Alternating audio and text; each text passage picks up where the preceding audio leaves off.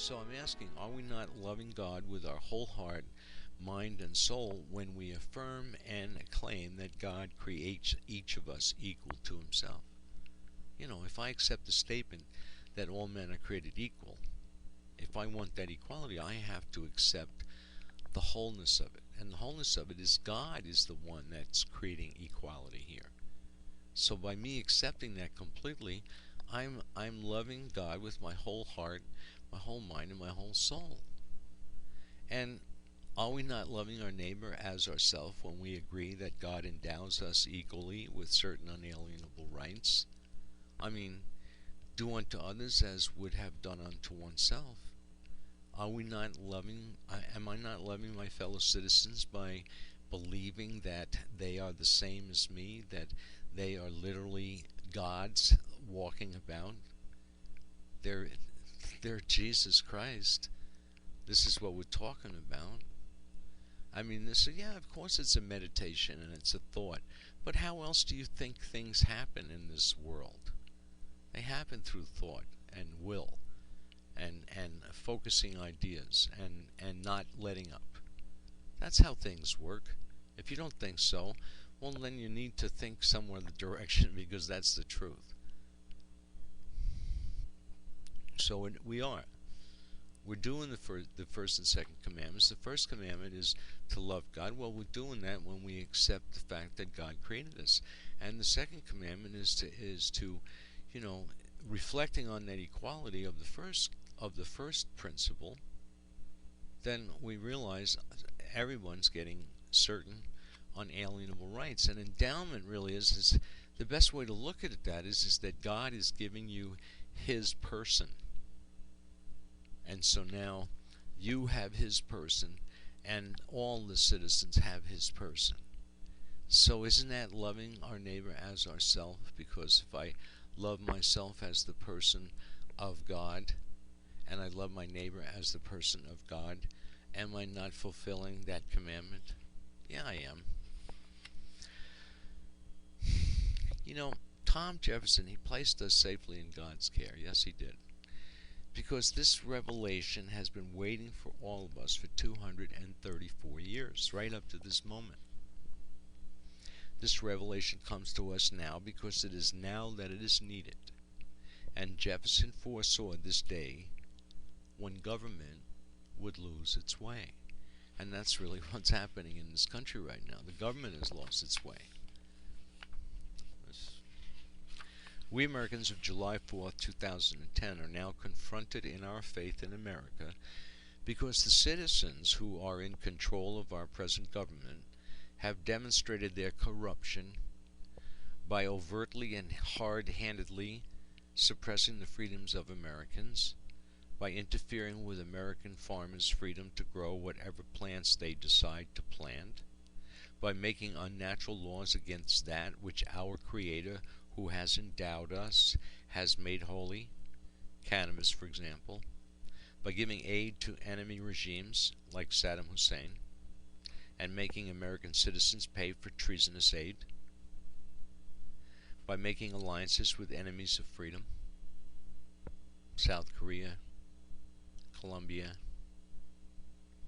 Taiwan, every country that we're giving money to.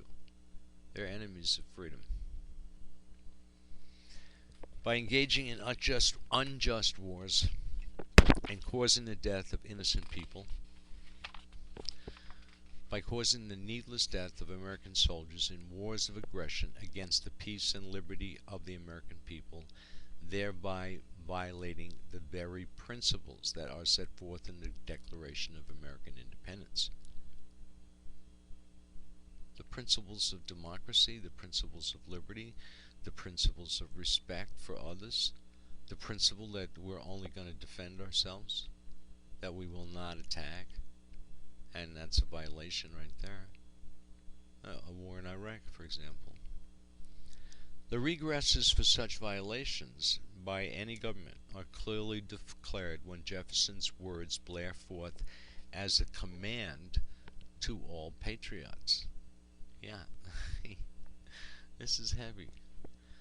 That whenever any form of government becomes destructive of these ends, it is the right of the people to alter or to abolish it, and to institute new government, laying its foundation on such principles and organizing its powers in such form as to them shall seem most likely to affect their safety and happiness.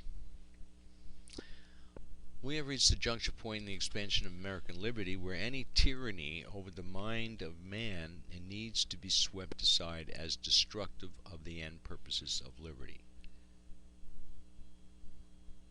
The end purposes of liberty it requires a free mind. And you can only tell what a mind's like by the expression of the person. So,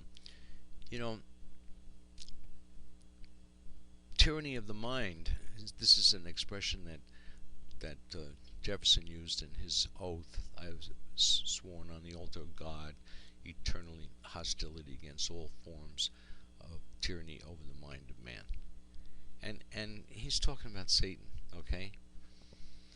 So he clarified his thinking about this. This is Thomas Jefferson, about these rights that I'm saying, that when the government is acting destructive of our rights, this is when we have to take this government to task. We have to alter it, which is what I recommend, or we have to abolish it. And I'll tell you what I recommend in a couple minutes. But this is what Tom Jefferson wrote in 1786 in the Virginia Act for Establishing Religious Freedom. The rights hereby asserted are of the natural rights of mankind, and that if any act shall be hereafter passed to repeal the present or to narrow its operation, such act will be an infringement of natural right. So, Jefferson is not only, he's not just talking about a theological viewpoint, he's talking about natural. What is natural? What is the natural deal? The agreement signed by these 56 Americans is the embryonic foundation of the political system upon which our nation is to be constructed. Obviously not constructed right now. These defining conditions of our democracy are spiritual in nature and constitute the spirit of America. Yes, hello folks, the spirit of America. Taking the self-evident truths in a strictly literal sense brings forth the religion of freedom. The Cambridge Dictionary says, religion is the belief in and worship of a god or gods or any such system of belief and worship. The words that define the religion of American Church of Religious Freedom are clearly stated when it was written in the Declaration of Independence, American Independence. We hold these truths to be self-evident that all men are created equal and that they are endowed by their Creator with certain unalienable rights, that among these are life, liberty, and the pursuit of happiness. The 56 signers of the Declaration of American Independence clearly and unanimously established belief in and worship of a God. In the two self-evident truths, they certainly did.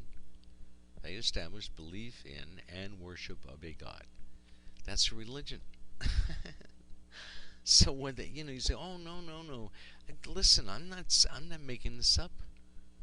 This is it here, right here, and I'm reading in the dictionary what the definition of a religion is, and this fits the definition of a religion. So if you want to then twist the dictionary and everything to get out of establishing the fact that our country is based on a relationship with God and an agreement with God, set up by God, if you don't want to accept that, then you're not an American. I don't know what the hell you are, but you're certainly not American. You tell me you don't believe in God, don't tell me. I don't want to hear it. Because by this definition, your rights depend on your belief in God. And if you go around saying, I don't believe in God, I don't believe in God, and other Americans are listening and say, well, then he's not an American, because we're believing in God. We're believing that he created us equal and that our rights come from this authority of God. So if this guy doesn't believe God, then he doesn't have those rights. Technically speaking, kick him in the ass, tell him to take a hike. Got nothing to say. He's not an American.